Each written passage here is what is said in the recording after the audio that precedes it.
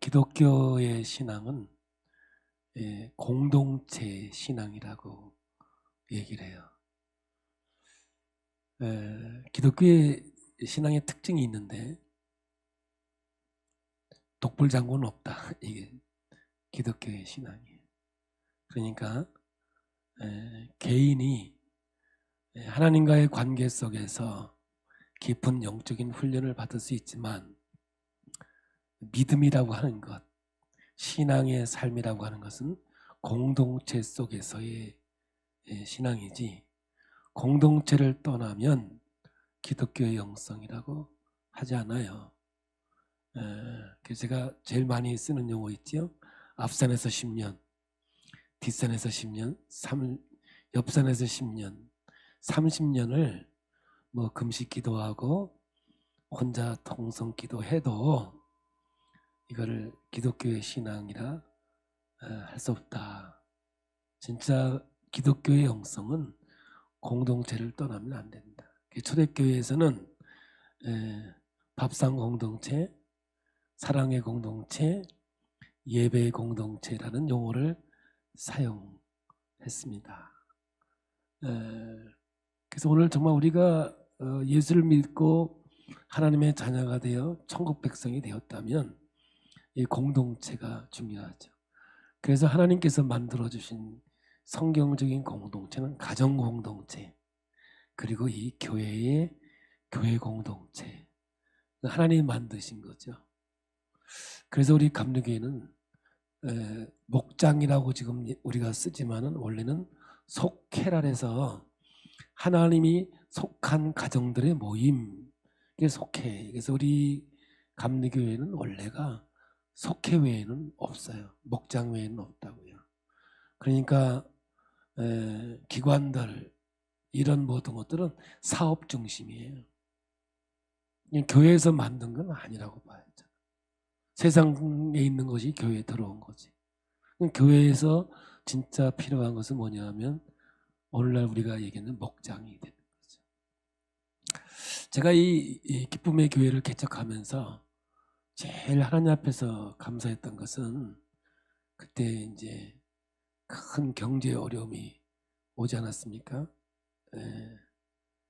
왔을 때 저희 교회는 그 당시만 해도 뭐 그렇게 크지 않은 교회였기 때문에 속회를 해봐야 한 6, 7개 정도 그렇게밖에 없었어요. IMF 때 직장이 없어지고 사업이 어려워지는 이런 과정 속에서 참 기쁜 소리를 들었어요. 그 목장에 속회에 한 가정이 실직을 해서 어려움을 당하는데 그 속도원들이, 목장원들이 월급에 조금씩을 이렇게 띄어서 약 6개월 정도를 이렇게 생활비를 지급하는 것을, 우리 교회에서 있었던 일을 제가 얘기하는 거예요. 이게 교회다. 교회는 이 일을 해야 된다. 이 공동체의 이 의식을 떠나서는 안 된다. 그래서 제가 이제 우리 기쁨의 교회 목회는 목장 목회가 생명이고 목장 목회가 모든 것을 대신한다. 이렇게 제가 목회 그거를 정하고, 우리 감리교회는 교회마다 남성교회, 청장년회 이런 조직이 있게 되어졌어. 그래서 저는 그때 이거는 교회를 부흥하게 하고 영적 성장을 하는 데는 도움이 안 되는 거다. 그래서 제가 목회하는 동안에는 여선교회, 남성교회 이런 조직은 만들지 않겠다 하는 것이 제 하나님 앞에서 기도였고 목회였던 거죠. 오로지 이 목장이 여성교회를 대신하고 남성교회를 대신하고 모든 역할을 목장에서 해야 되겠다, 이렇게 된 거죠. 그래서 신앙은 제가 이렇게 설교를 연역법이라고 그래요. 연역법. 많은 대중을 놓고 제가 일방적으로 선포하는 걸 연역법이라고 하는데, 우리가 교육할 때의 연역법은 변화가 없다고 보는 게 우선적인 거죠. 제가 여러분에게 지금 설교를 아무리 꿀송이 같은 설교를 해도 여러분 들을 때는 아멘 했지만 요 앞에 나가면서 제목 물어보면 헷갈리는 이런 상황이 된다 이 말이죠. 그래서 제가 진짜 꿀 같은 설교를 한다고 해서 여러분이 신앙이 성장할 거다, 그 잘 믿지 않아요 저는요. 그런데 그래도 설교는 해야 은혜는 받지 않을 거라죠. 그러면 진짜 믿음의 성장은 어디에서 있느냐면 오늘 말씀을 듣고 목장을 모여서 서로 이렇게 주고받거니, 이걸 귀납법이라고 그래요. 물어보고 대답하고 나의 신앙 고백이 있어야 되는 거죠. 그럴 때 믿음은 자라게 되고 영적인 성장의 역사를 이루게 되는 것이죠. 그러므로 오늘 여러분 죄송합니다. 들으셔야 돼요. 이 공동체 안에 들어오지 않으면 절대 믿음이 성장하지 않습니다. 30년을 교회 다녀도 절대로 믿음은 성장하지 않습니다. 왜냐? 기독교가 가지고 있는 아주 독특한 영적인 세계가 여기에 있어요.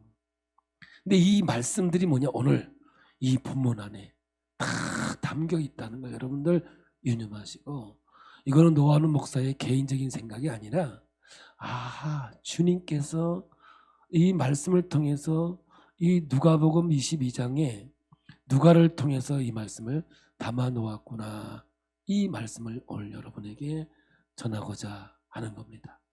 오늘 여러분들, 우리는 이 교회 공동체라는 것은 머리는 교회요, 그리스도의 머리요, 교회는 몸된 교회거든요. 그래서 사도 바울이나 우리 성경은 우리 모두를 한 지체로 보았다는 거죠. 그래서 서로 판단하지 말라는 거예요. 왜? 한 지체이기 때문에. 그래서 사랑하는데 이웃사랑은 내 몸처럼 사랑하라고 주님이 말씀하시는 분명한 이유가 있는 거거든요. 그리고 내가 내 형제를 비판하거나 판단하는 그 순간부터 그 몸의 지체는 자기 멋대로 모든 것이 각자 행동하게 되니까 그건 육체의 한 머리에 순종하는, 머리에 지배를 받는 공동체의 역사를 이룰 수가 없게 돼요. 결국은 신앙도 아니고 믿음도 아니고 하나님에게서 떨어져 나가버리는 이런 결과를 가져오게 된다는 것이죠. 지난주에 우리가 말씀은 마지막 때예요. 예수님께서 이 성전을 빗대어서 건물이라 말씀하시고 이야기하니까 어떤 사람들이 이 아름답게 지은 성전을 어떻게 지어갈 것이며 어떻게 역사할 것을 물어봤지만 예수님께서는 돌 위에 돌 하나도 남김없이 다 파괴되리라. 지금 서쪽에 있는 통곡의 벽 하나만 남겨놓고 제3전은 완전히 없어졌어요. 그래서 여러분 지금은 그 이슬람 사원이 그 안에 만들어져 있는데 가보면 여러분들 그림에 보면 멀리서 황금 사원이 있잖아요. 그게 이슬람 사원이에요. 마호메트 사원인데 거기에는요 이스라엘 사람들 유대 민족은 못 올라가요. 관광객들만 다 올라가지. 왜냐? 어디에 지성소가 있었는지 성소가 있었는지 무너지면서 모른단 말이에요.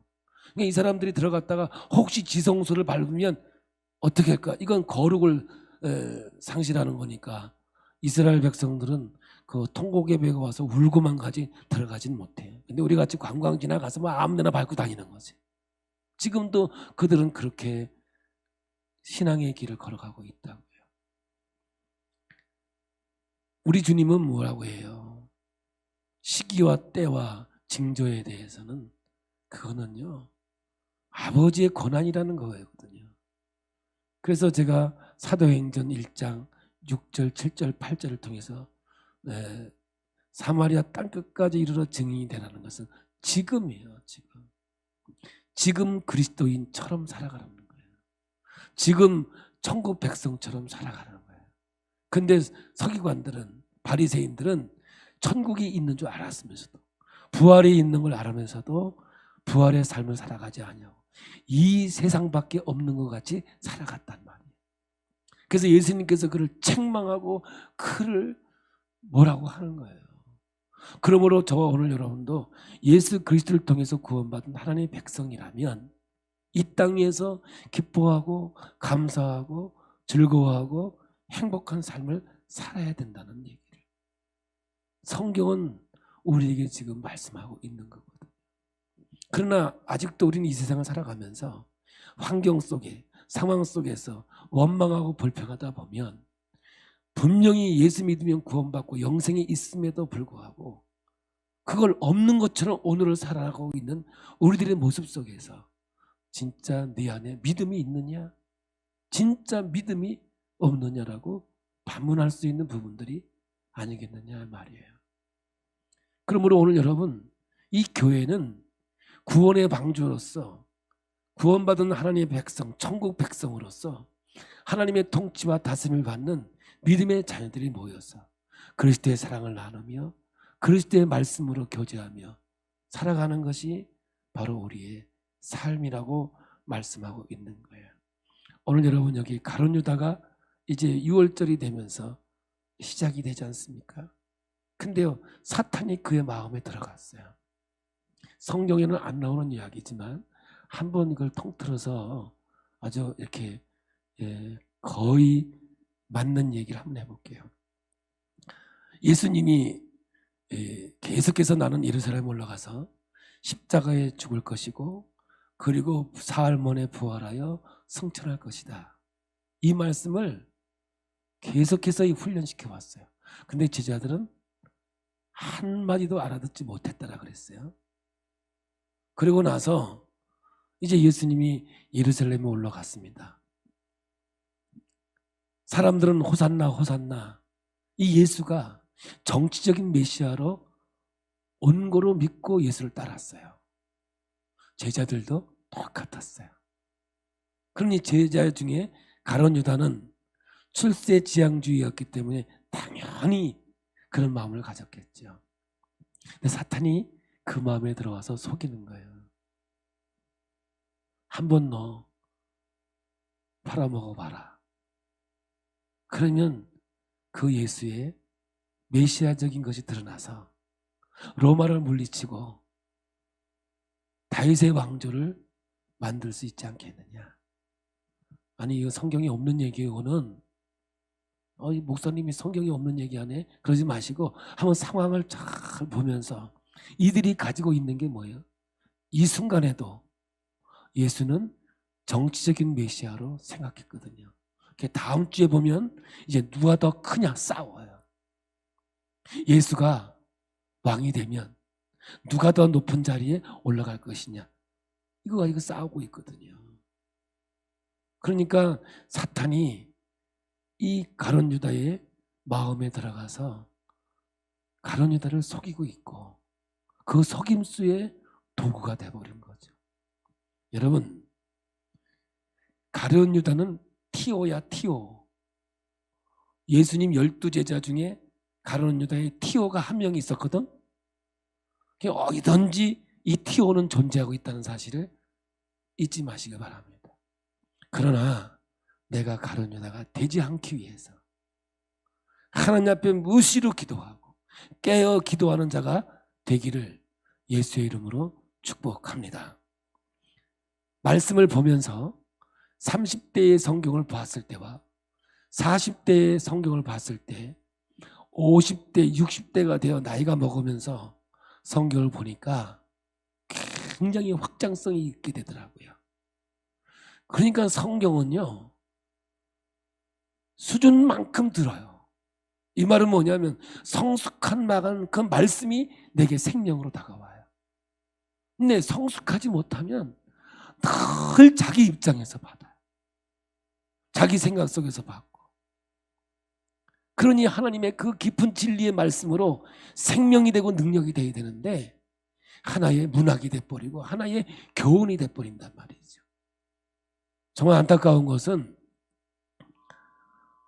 매주마다 말씀을 선포하면서 여러분이 이 말씀을 듣기를 원하고 이 말씀 속에서 하나님이 요구하고 있는 그 깊은 뜻이 뭔가를 제가 여러분에게 터치해 줄 때 그 말씀을 가지고 간증도 하고 기도도 하고 그 말씀에 붙잡혀 살아가야 되는 성도가 되어야 될 줄 믿습니다.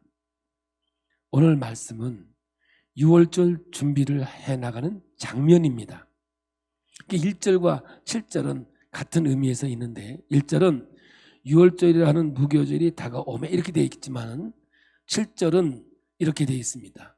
6월절 양을 잡을 무교절날이 이른지라. 그러니까 이 6월절 날은 뭘 잡느냐? 양을 잡는 날입니다. 이건 어디서 온 거냐면은 출애굽기 12장 27절에서 온 말씀이거든요. 우리 함께 봉독합니다. 너희는 이르기를 이는 여호와의 유월절 제사라.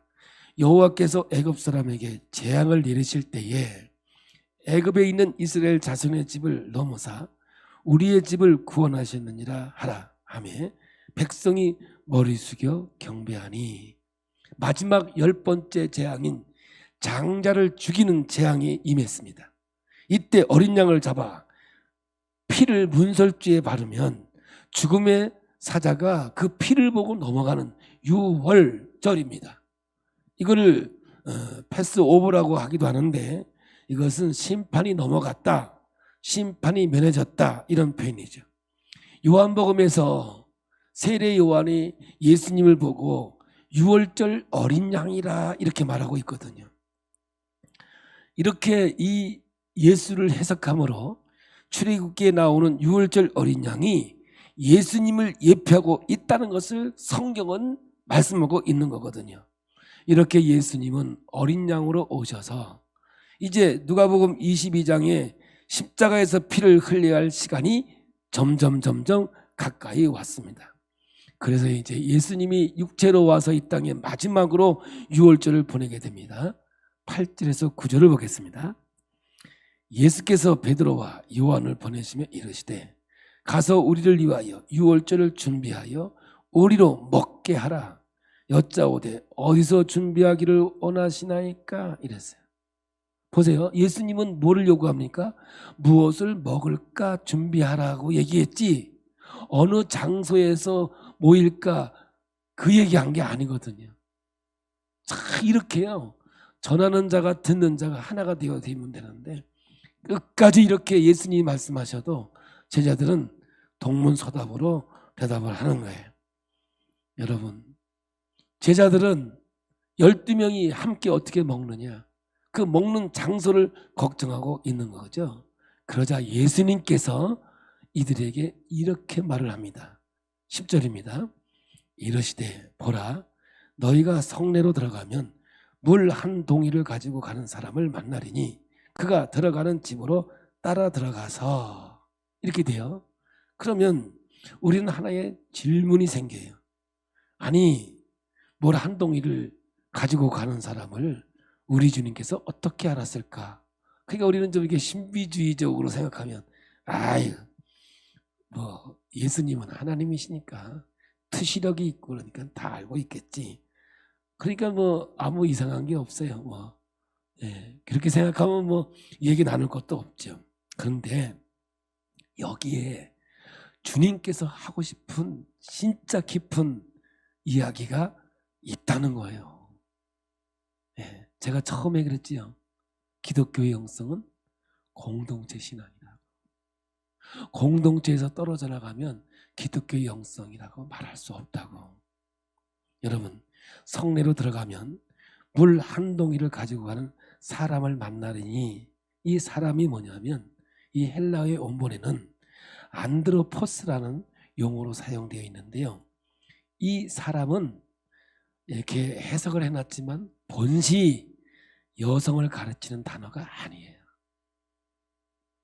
이 안드로포스는 뭐냐면 남성 주격 단수 대명사 길지요. 다시 한번 들어볼래요? 이건 여자가 아니에요. 지금 여기 성경에 나오는 예수님께서 말씀하시는 이 안드로포스 사람은 남성 주격 단수 대명사로 쓰여져 있기 때문에 분명히 남자입니다. 마가복음에도 똑같은 용어로 사용되어 있어요. 여자가 아니에요. 그러면 유대 사이에 물동이를 주로 누가 가지고 다니느냐? 여자가 가지고 다닙니다. 남자는 물동이 가지고 다니지 않습니다. 요한복음 4장에도 보면 우물가의 여인처럼 난 구했네. 아주 유명한 이야기가 나오지 않습니까? 오늘 이 본문에는 유대인의 관습과는 전혀 맞지 않게 물동이를 남자가 들고 간다라고 기록되어 있거든요. 여러분 틀림없이 남자입니다. 그래서 우리는 이 당시에 유대 사회의 통념을 이해하고 이 말씀으로 들어가야 이 누가가 여기에다 이 말씀을 기록해 놓은 이유를 알게 돼요. 그런데요, 유대 사회에는 물동이를 가지고 다니는 남자들이 있었어요. 이 당시에. 여러분, 그러면 누가 물동이를 들고 다니는가? 남자 가운데 에세네파예요. 에세네파 사람들의 풍습이 뭐냐? 남자들이 물동이를 가지고 다녔어요.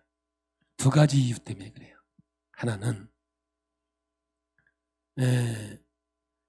에세네파는 독신주의예요. 첫째가 그 이유이기도 해요. 그리고 바리새파가 당시에 약 6천 명이었는데 에세네파는 약 4천 명 정도 됐어요. 그런데 이들은 어디서 살았냐? 주로 광야에서 살았어요. 우리가 가지고 있는 성경은요, 에세네파가 가지고 있던 성경이에요. 쿰난 공동체라 이렇게 해가지고 이 광야에서 굴 속에 있었던 항아리에 담겨있던 두루마기 성경을 발견해서 그 성경이 지금 우리에게 지금 내려오게 된 거거든요. 근데 이들이 언제 6월절이 되면 6월절을 지키기 위해서 광야에서 도시로 들어와요. 이것이 바로 에세네파가 가지고 있는 거예요. 첫째는 독신주의였고 두 번째는 광야에 살다가 이때 이제 6월절을 지키기 위해서 들어오는 거예요. 그래서 지나가다가 남자가 이 물동이를 들고 가면 아, 저 사람은 에세네파구나 이렇게 알면 되는 거죠. 그렇죠?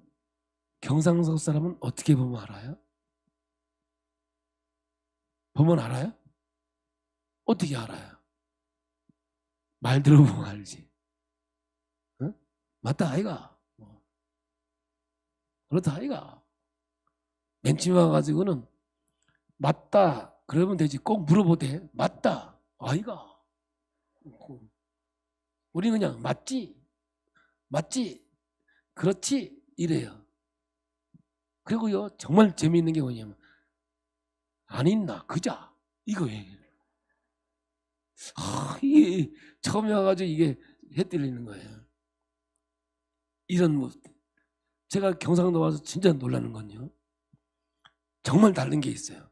우리는 숙제를 안 해오면, 제가 고등학교 때 왔으니까 부산에, 너 숙제 안 해오면 선생님한테 맞아 혼나 이렇게 씁니다. 근데 딱 왔는데 난 원래 숙제를 잘 안 하는 사람이니까 숙제 안 하면 쌤한테 맞아 죽는다, 기본이 맞아 죽습니다. 말 자체가 그렇습니다. 그러니까 여러분들 지역마다 사람이 다르는데 이 SNF파 이 사람들은 뭐냐면 아하 물동이를 들고 다니면 SNF파구나 이렇게 얘기하는데, 이들이 여기 등장하는 이유는 뭐냐? 이 SNF파는 공동체를 생명처럼 여기는 사람들이에요. 이 SNF파는 자기 생명보다 공동체를 더 귀하게 여겼던 존재들이에요. 여러분, 이 SNF파에 들어가려면 아무나 들어가는 게 아니에요. 적어도 1년 동안은 기다려야 돼요. 이들이 어떻게 신앙생활 하는지를 1년 동안 봐요. 우리 옛날에 제가 신앙생활 할 때는요, 학습을 받기 위해서는 6개월 동안 교회를 다녔어요. 그랬죠? 그리고 학습을 받은 다음 6개월 있다가 세례를 받았어요. 그래서 적어도 세례를 받으려면 교회에 나와서 1년 동안은 신앙생활을 해야 세례를 받았거든요. 그와 같은 이런 맥락이에요. 그리고 이들은 정말 중요한 게 뭐냐면 이 세례를 받고도 공동체 안에 들어갈 수가 없어요. 이들이 서약을 해야 되는데 두 가지 서약을 해야 돼. 이 SNF는 첫째는 하나님을 사랑합니다, 이 고백이 있어야 돼요. 그리고 또 하나는 뭐냐면 이웃을 사랑하겠습니다, 공동체의 고백이 있어야 되는 거예요. 그래서 공동체에 대해서 정의를 실현하고 사랑을 실천할 것을 서약해야 세례도 받을 수가 있고 이 공동체에 들어갈 수가 있었어요. 이들은요 아주 경건주의예요. 바리새파만큼 경건주의였다고요. 여러분, 성경에 나오는 세례 요한이 바로 이 에세네파의 사람이었거든요. 성경에서 예수님이 에세네파와 연결되었다는 기록은 없습니다만 말씀 속에서 에세네파의 가르침이 곳곳에서 등장하고 있거든요.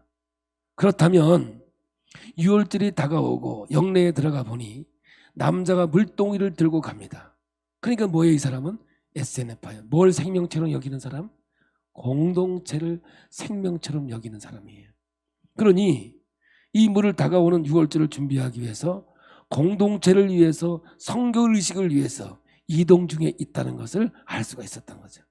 그렇다면 우리가 여기서 중요한 깨달음은 그들의 성결은 개인의 성결의 기도이지만 개인의 성결을 넘어서 공동체의 성결인 것을 볼 수가 있는 거죠. 이건 너무나 중요한 거예요. 우리는 너무나 개인주의가 만연되어 있다 보니까 교회의 성도 멤버십이 되어 있다는 것이 얼마나 중요한가. 이걸 우리는 알아야 돼요. 근데 오늘날 너무 몰라요. 너무 개인주의가 만연되다 보니까 멀티 멤버십을 갖게 돼요. 그러니까 교회는 여기밖에 없냐. 아무 데나 들어가서 예배 드리면 되지. 아니에요, 기독교.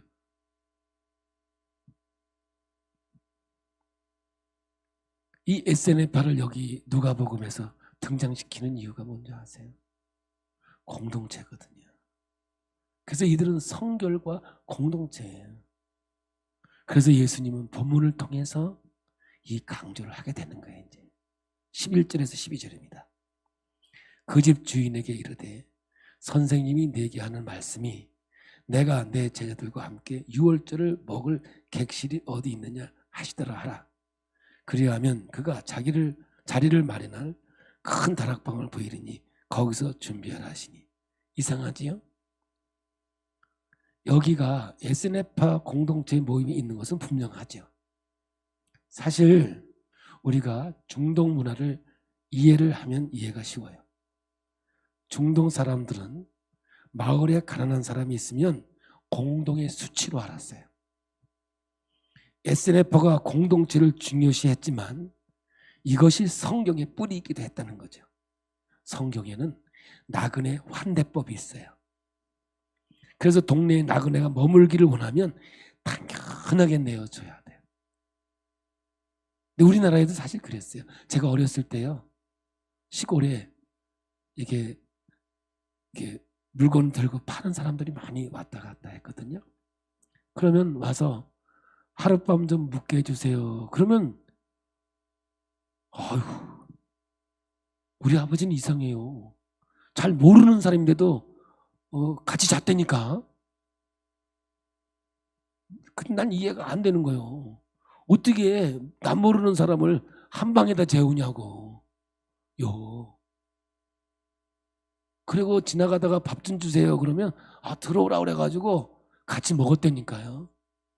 근데 요즘은 누가 강도인지 무서워서 뭐 드릴 수도 없겠지만 뭐 앞집에 누가 있는지도 모르고 사는데 이런 상황이잖아요. 유대사회는요, 이 공동체를 강조합니다. 지금도 키부츠라고 하는 공동체를 통해서 모든 게 이루어지게 되어 있거든요. 그런데 에세네파는 여기에 더 아주 강하고 여기에 중심으로 살아가는 존재들이에요. 중동 사람들은요, 절대로 다른 나라로 아이를 입양시키는 경우가 없습니다. 고통을 함께 분배할지언정 다른 곳에 책임을 이동시키는 경우는 없다고요. 그래서 지금 이 요구는 좀 방을 좀 내달라 하는 예수님이 이 요구는 오랜 전통과 의식으로 볼 때 가능한 요구였던 거예요. 여기서 강조하는 게 뭔지 아십니까? 공동체라고요. 공동체 의식이 사라지면요, 신앙은 다 무너지게 돼 있어요. 왜냐? 기독교 영성 자체가 공동체 속에서만 성숙하고 자랄 수 있기 때문에 그래요. 그래서 교회 소그룹이 얼마나 중요한가, 이게 중요한 거예요. 오늘 우리는 알아야 돼요. 우리 목장이 왜 이렇게 중요한지를. 그러니까 어떻게든지 목장 모이면서 서로 교제하며 관계를 누릴 때 신앙이 성장하지, 이거에 소속되지 않으면 안 되게 돼 있거든요. 이렇게 6월절 준비가 자연스럽게 이루어져 가고 있습니다. 이제 저 한 발 더 나갑니다. 이제 14절입니다. 때가 이름에 예수께서 사도들과 함께 앉으사. 여러분, 여기에 사도란 말이 나오는데 누가는 이방을 향한 메시지기에 사도라는 표현을 쓰지 않습니다. 그런데 여기에서 사도라는 말을 누가가 쓰고 있거든요. 사실상 이 6월절을 기반으로 새로 태어나는 공동체가 바로 교회 공동체예요. 그러니까 6월절 이 사건이 교회 공동체가 시작되는 초기부터라고 말하면 된단 말이죠. 그러니까 이 현장은 시시한 현장이 아니라 예수 그리스도의 십자가를 통해 이루어질 교회 공동체가 시작되어지는 시작점이 된다는 것에서 너무너무 중요한 것이지요.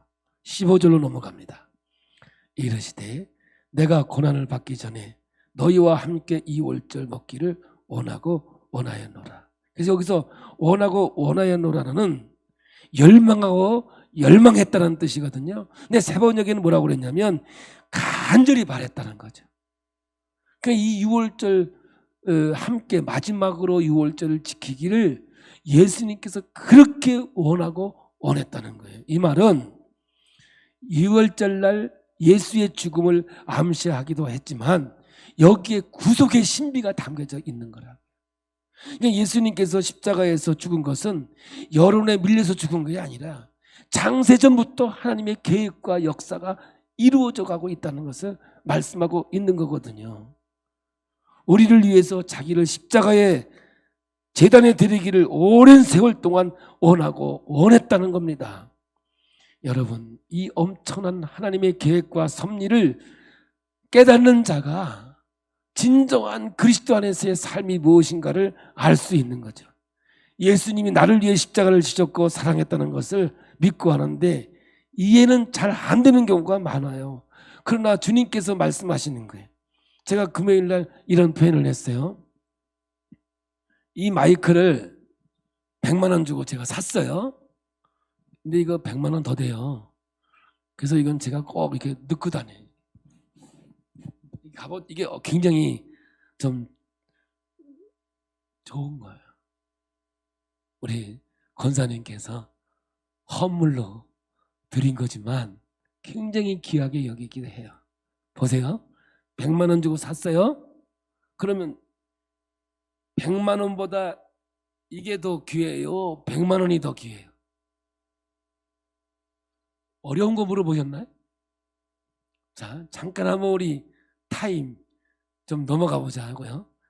100만 원을 주고 샀어요. 이거 샀어요. 그럼 100만 원이 귀해요? 이게 더 귀해요? 마이크가 더 귀하죠. 이건 뭐 말하면 잔소리잖아요. 근데 성경은 뭐라 그래요? 예수의 십자가에서 핏값으로 우리를 샀대요.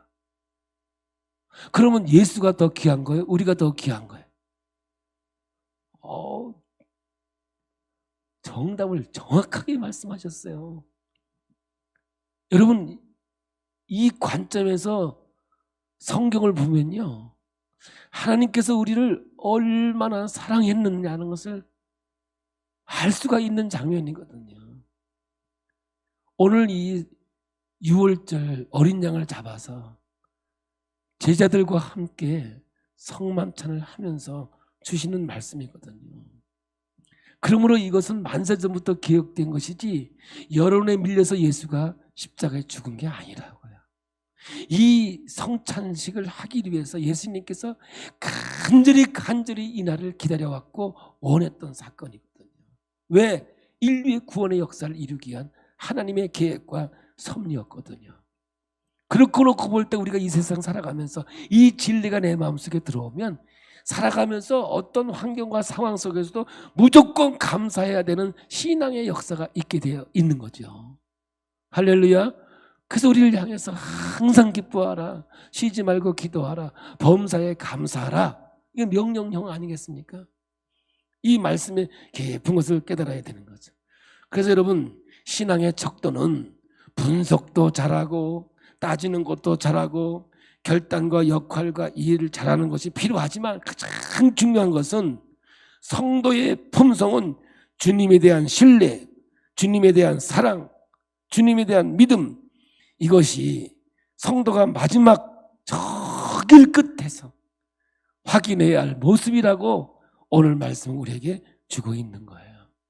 16절을 봅니다. 내가 너희에게 이르노니 이 유월절이 하나님의 나라에서 이루기까지 다시 먹지 아니하리라 하시고, 유월절은 시작이 됐지만 아직 종말론적인 관점에서 보면 온전히 이루어진 것은 아니에요.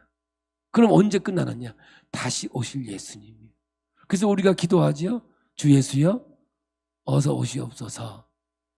아멘. 그래야지.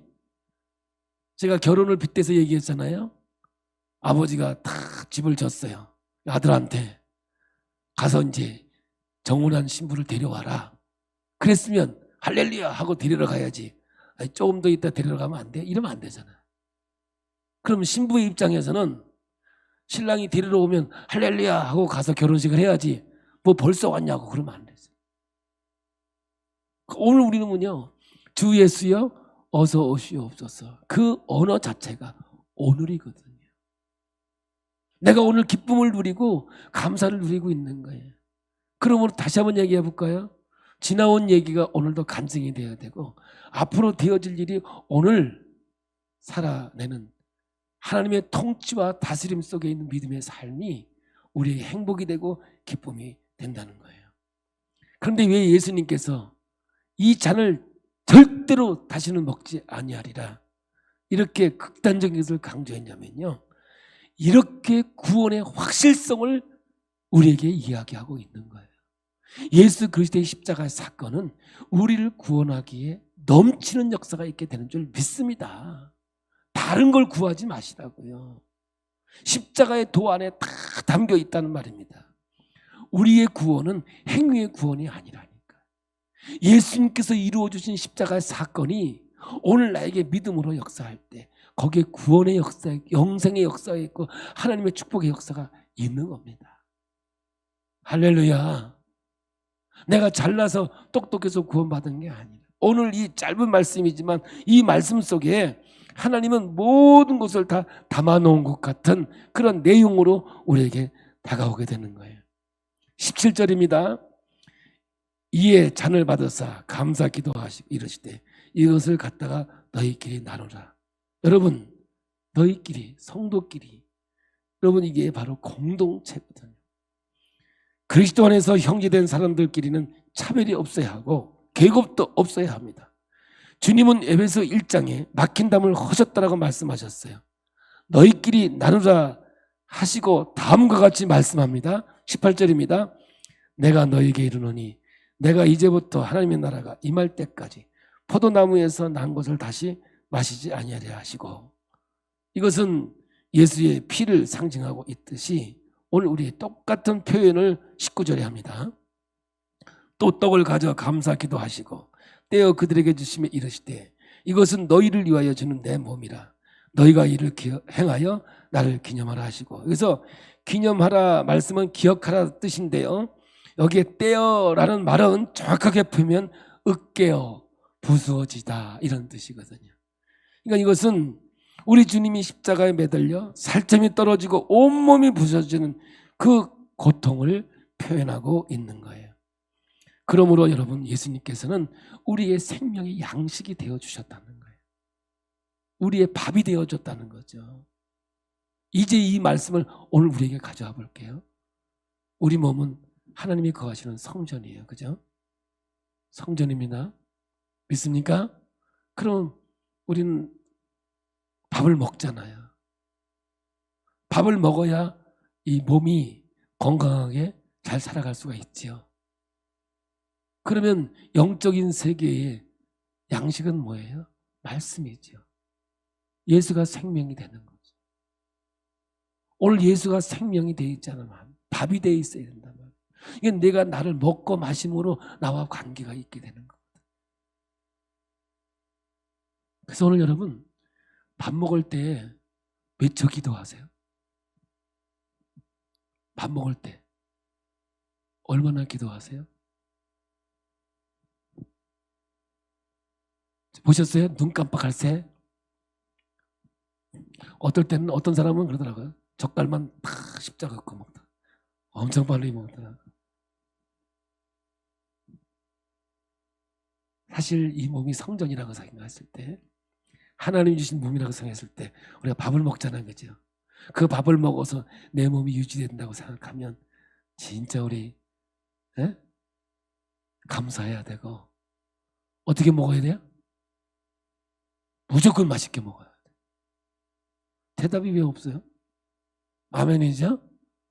우리는요 이렇게 말씀 안에서 생각할 때 다 은혜가 되고 능력이 되는 거예요. 광야에서 만나가 매일마다 주어졌듯이 오늘 우리에게 영적인 세계를 살리는 것은 생명의 떡이신 예수 그리스도예요. 우리가 인생을 살아가면서 왜 문제가 없어요? 문제가 다 있죠. 문제 없는 사람은 어디에 있느냐? 공동묘지에 다 자빠져 있어요.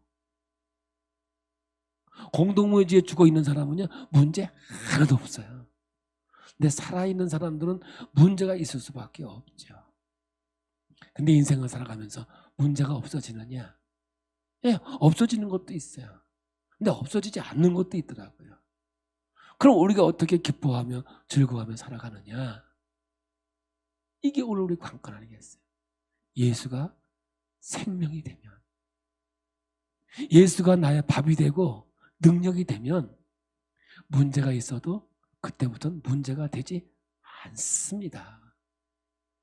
그래서 오늘 여러분 우리가 예수 믿으면서 그 문제야 뭐가 없어요? 거기에 예수가 없어져 버리는 거예요. 오직 내 생각만 있고 내 고집만 있고 내 결단만 있는 거라. 예수가 나와 함께 하시면 이렇게 창세전부터 하나님께서 계획한 역사가 이루어지듯이 우리를 통해서 하나님은 큰 역사를 이루는데 문제를 통해서 하나님의 역사들은 나타나게 돼 있는 거거든요. 문제 없는 사람은 아무 문제 없어요, 일생 동안. 그러나 문제가 있는 사람은 그 문제를 통해서 새로운 역사가 만들어지고 새로운 하나님의 기회가 만들어지고 놀라운 역사들이 있어지게 돼 있는 거거든요. 우리 예수님께서 이 성찬식을 통해서 이것을 보여주고 있어요.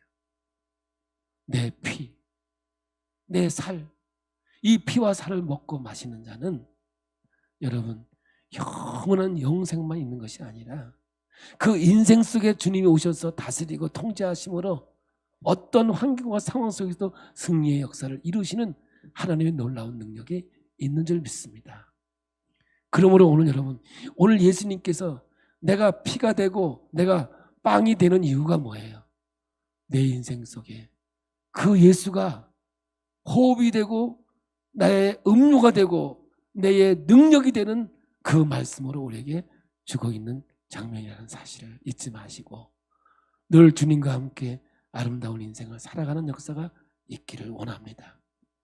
결론을 맺으려고 합니다. 누가는 오늘 이 본문에 사실 이거 어마어마한 얘기를 담가 놓고 있는데 그 핵심이 뭐냐? 공동체, SNF를 등장시켜서 여러분 공동체의 중요성을 얘기하고 있고 그 공동체에서는 뭐예요? 어려운 사람, 힘든 사람을 멀리하지 아니하고 함께하는 이 아름다운 역사가 기독교의 신앙의 모습이라고 보여주시면서 여러분 함께 먹는 이 공동체. 그래서 여러분 이 중에서 나를 팔자가 있을 것이다. 오늘 말씀일 때 그때의 그 말씀이 떨어지는 순간 누굽니까? 이게 바로 우리가 식당에 올라가다 보면 있는 최후의 만찬의 그림이 그 12명의 그림이 있는데 12명의 그림이 있는데 예수님까지 13명이죠. 그 12명의 표정에 저와 여러분이 거기에 담겨져 있단 말이에요. 아니 그렇대요. 그래서 여러분 식당에 올라갈 때마다 한 번씩 표정을 보세요. 저 안에 누가 나은가. 예수님은 나를 팔자가 여기 있다는데 전혀 관심 없이 딴 얘기하는 사람도 있고, 또 베드로처럼 누구 이런 사람이 있고, 아주 소심한 사도 요한은 예수 품에 안기면서 접니까? 이렇게 하여간 이 표정들이요 아주 기가 막히게 그려져 있어요. 우리 기쁨의 교회 성도 여러분, 저는 이 말씀으로 받기로 합니다. 우리는 사랑의 공동체예요. 교회 공동체예요. 이 공동체를 통해서 아름다운 신앙의 역사가 이루어지고 아름다운 믿음의 역사가 이루어지게 돼 있어요. 개인주의, 기독교의 영성에서는 아주 독입니다. 그러므로 함께, 주와 함께, 우리 모두 함께, 찬송도 있잖아요. 우리 함께 모여 주의 이름 찬양. 그냥 나 혼자 찬양, 나 혼자 노래 이런 게 없잖아요. 모든 것은 뭐예요? 우리 함께 모여 주의 이름 찬양, 우리 함께 모여 주의 이름 찬양, 주의 이름 찬양. 할렐루야. 예수님도 혼자 찬양하는 게 아니에요. 우리 함께. 기도도 뭐예요? 혼자 하는 것보다 두세 사람이 함께 해요. 성경은 처음부터 끝까지 공동체를 말씀하고 있다는 사실. 오늘 마지막 최후의 만찬을 이루는데도 이 공동체의 이야기를 주님이 하고 있다는 사실을 잊지 마시고, 오늘도 우리 형제 자매 함께 주의 길 걸어가는 아름다운 역사가 우리 모두에게 함께 하기를 예수의 이름으로 축복합니다. 오늘부터 이 말씀을 들었으니까 밥 먹을 때마다 무조건 맛있게 먹고, 적어도 맛있다는 말은 한 번 이상은 해. 근데 우리나라는 몇 번 해야 돼요? 3, 4번. 3번은 해야 돼. 오늘도 아름다운 그리스도인의 삶이 되기를 예수의 이름으로 축복합니다.